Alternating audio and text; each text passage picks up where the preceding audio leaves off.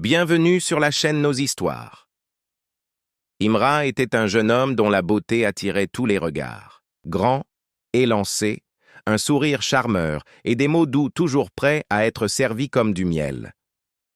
Les femmes, jeunes ou plus âgées, tombaient souvent dans son piège.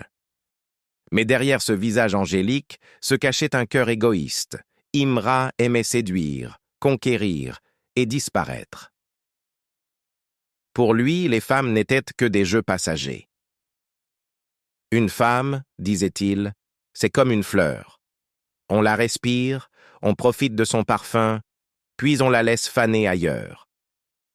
Ces paroles faisaient rire ses amis, mais dans le secret des anciens, elles faisaient trembler les esprits.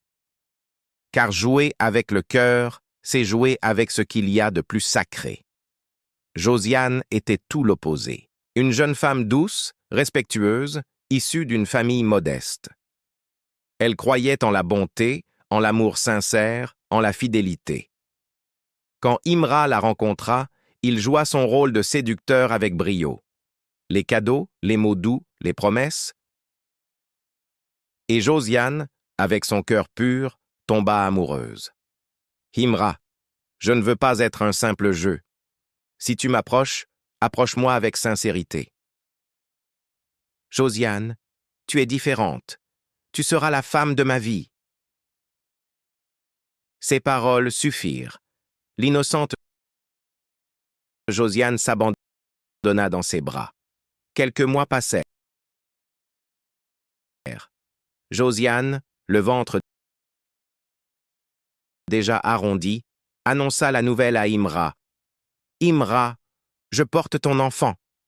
Il est le fruit de notre amour. » Mais ces mots, au lieu de réjouir Imra, l'emplirent de colère. « Quoi? Moi?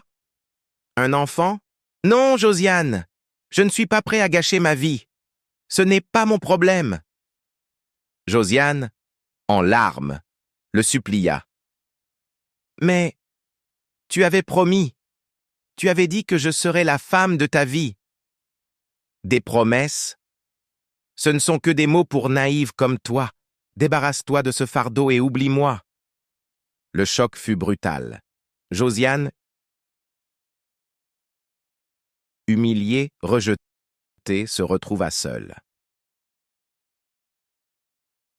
Sa famille, craignant la honte, l'accusa d'avoir sali leur nom. Les voisins la pointèrent du doigt. Ses amis s'éloignaient. Josiane, autrefois lumière, devint une ombre. Une nuit, désespérée, Josiane se rendit au vieux fromager, l'arbre sacré du village. Les larmes coulaient sur son visage. Elle posa ses mains tremblantes sur l'écorce et cria dans le silence.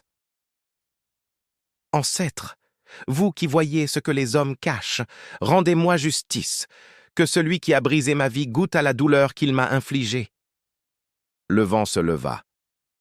Les branches du fromager frissonnèrent. Un hibou hurla dans la nuit. Le signe était clair. Les ancêtres avaient entendu.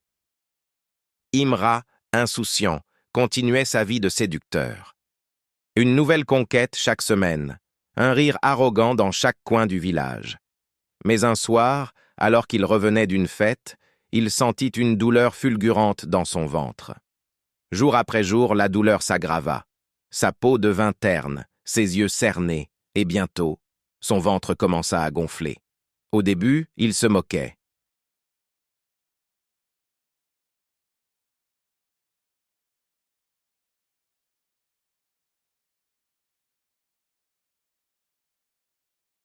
« Regardez, on dirait que je suis enceinte comme Josiane. » Mais les rires cessèrent vite.